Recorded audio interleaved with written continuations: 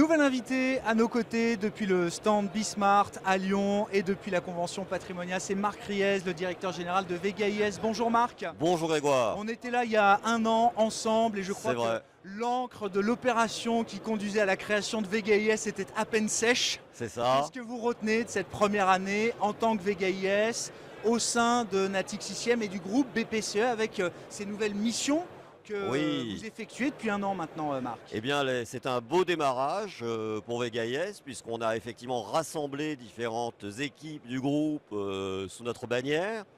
Depuis le début de l'année, on arrive à peu près à 4 milliards d'euros de collecte nette en 8 mois, donc on est content. On bénéficie toujours de la confiance des réseaux du groupe, des clients, des différents acteurs du monde de la gestion patrimoniale, donc c'est important pour nous.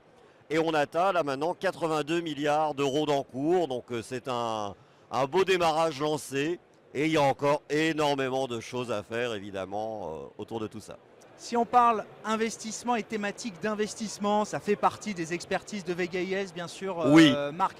Quelles sont les grandes thématiques qui vous intéressent aujourd'hui, que vous avez envie de privilégier pour le compte de vos clients, justement? en fait, Grégoire, on est confronté à différents challenges qui sont à la fois, tu le sais, des menaces et des opportunités.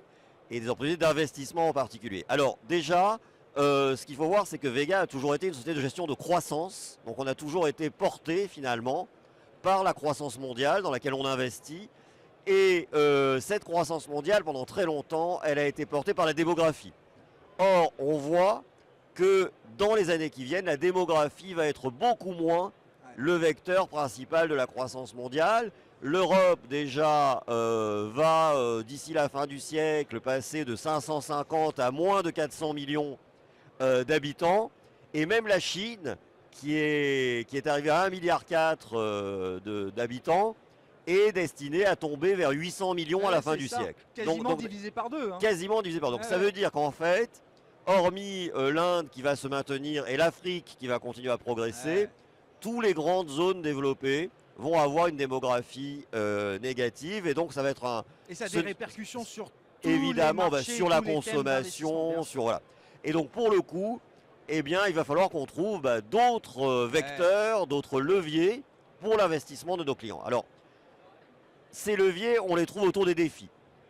On se souvient qu'en 2020, avec le Covid, l'Europe s'est aperçue avec horreur qu'elle ne produisait aucun médicament et qu'alors qu'elle avait dans sa cote des Sanofi, des Merck, des AbbVie, qui étaient des très grands laboratoires pharmaceutiques, et ben elle était infoutue de fournir du Doliprane. Oui. Donc c'était quand même un peu navrant.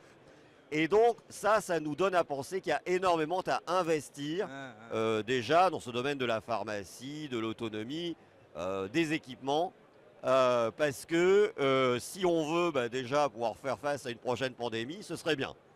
Le deuxième coup de tonnerre qui est arrivé sur nous, ça a été la guerre en Ukraine. Ouais. Là, on s'aperçoit qu'on a à peu près 200 chars en France capables de prendre la route, quand nos amis russes en ont plusieurs dizaines de milliers, et que sans doute on tiendrait quelques heures au maximum dans un conflit terrestre. Donc là aussi, un réveil où on se dit il faut aussi investir dans la défense, dans les équipements militaires, dans tous ces sujets-là.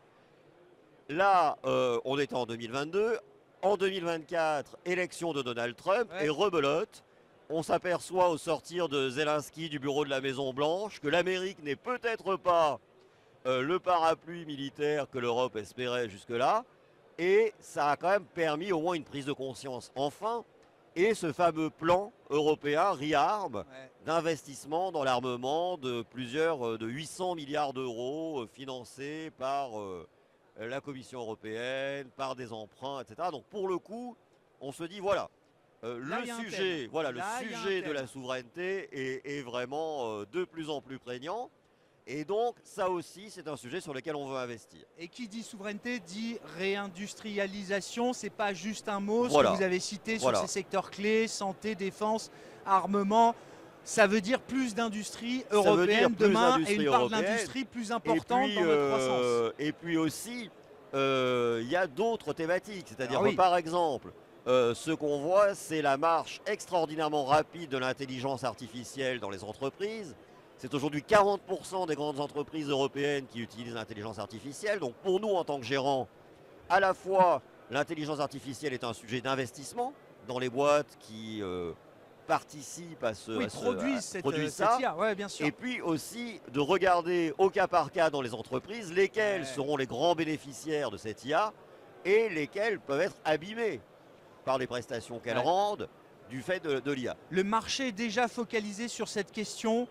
Oui. On parle beaucoup de Nvidia, Oui. de la partie hard tech, infrastructure, mais on de a plus en tous plus commencé par ça, bien c'était sûr. le plus facile. C'était le premier étage mais de la ça fusée. ne suffit pas. Il faut ça. maintenant voir quel est l'écosystème autour de tout cela. Voilà. Donc ça aussi, c'est un gros thème d'investissement. Et après, dernier thème d'investissement qui nous paraît très important aussi chez Vega, c'est l'accélération du réchauffement climatique. Alors c'est une menace pour l'humanité. On voit tous les cataclysmes, la rapidité avec laquelle les choses se font. Et on se dit, bah là, le sujet des énergies renouvelables est vraiment de plus en plus prégnant. Alors nous, en France, on est finalement l'un des pays qui a été le plus préservé grâce au général de Gaulle, grâce à notre industrie nucléaire, qui nous permet de n'importer que 45% à peu près de l'énergie qu'on consomme. Mais nos voisins européens sont souvent entre 2/3 et 3/4, que ce soit l'Allemagne à 2/3, l'Italie, l'Espagne à 3/4, de l'énergie qu'ils consomment. Donc là aussi, de très gros investissements à faire sur la production électrique, sur les réseaux qui vont pouvoir, porter ces flux d'électricité. Supporter, c'est pas du tout le cas aujourd'hui.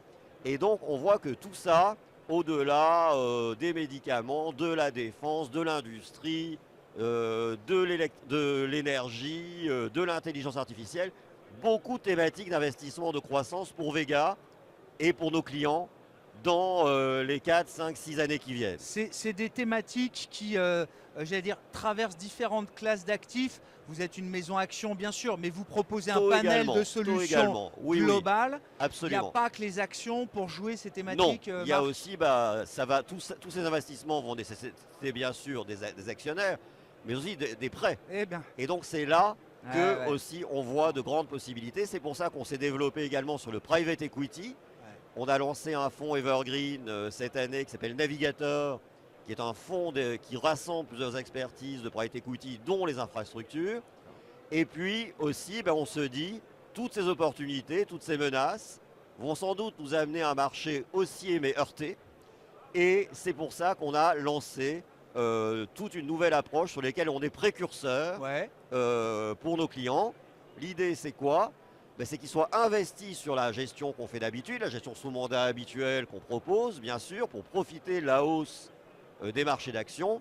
Mais on a trouvé le moyen de garantir 90% du capital tout en donnant 100% de la performance de la gestion. Si on veut amener les épargnants à prendre ce type de risque, il faut forcément cette ingénierie financière qui permet des solutions parce qu'en fait, tranquilles, si vous voulez, j'ai envie de dire. On voit bien qu'une partie de la clientèle patrimoniale est prête à aller sur les actions. Celle-là, on va continuer à la servir comme on la servait jusque-là sur des produits classiques, investis, gérés dans le temps, etc. Il ne s'agit pas d'arrêter ce qui a fait notre succès jusqu'à maintenant, mais aussi on voit bien que beaucoup d'investisseurs qui lisent la presse, qui voient tous ces défis, et puis alors c'est présenté de manière très anxiogène. Vous aussi vous trouvez? Donc c'est vrai que quand on voit ça, on se dit je vais faire du livret A, et puis comme ça j'aurais pas perdu. Donc on se dit, il faut quand même qu'on arrive à amener sur les marchés, on n'est pas en Amérique. On ne peut pas passer du livret au bitcoin ou aux actions comme ça d'un coup. Et donc pour le coup, on se dit, il faut qu'on réfléchisse à comment on peut amener des clients un peu rétifs, un peu prudents, à être quand même investis. Parce que jusque-là, la situation que nous avions, c'était qu'on avait une gamme de fonds d'allocation diversifiés, et donc il y avait du prudent, de l'équilibré, etc. Le problème que nous avons, c'est que quand on vend à un client un fonds prudent, son espérance de gain est quand même relativement Très limité, limité. bien Pourquoi? sûr. Parce que Bien sûr. il y a 85% d'obliges, donc ça, voilà. Et il y a 15-20% La seulement perception d'actions. qu'on n'en a pas pour le risque qu'on prend ou qu'on veut prendre. Quoi. Voilà, et en fait, 15 ou 20% d'actions, même si les actions font 10%, bon, quand ça on en a pas que grand lourd à 15%, l'arrivée. ça fait qu'un et demi. Bon. Sûr. Et donc on s'est dit comment on pourrait intéresser beaucoup plus nos clients à la performance des marchés d'actions, même ceux qui ne veulent pas risquer leur capital. Et c'est à cette occasion qu'on a récupéré toute une équipe d'une douzaine de gérants structurés qui étaient jusqu'à maintenant dans le groupe Natixis logé chez Ostrom et qui développent avec nous des solutions structurées qui permettent de garantir le capital et d'acheter des options qui permettent de s'exposer à la performance de notre gestion. Bon, un 360, solution 360. Écoutez, on essaie d'avoir des idées et on espère qu'elles seront bonnes, Grégoire. Merci beaucoup, Marc. Merci d'être passé nous voir sur le stand Bismart. Marc Riez, le directeur général de Vega IS, avec nous à Lyon depuis la convention Patrimonia. Merci, Grégoire.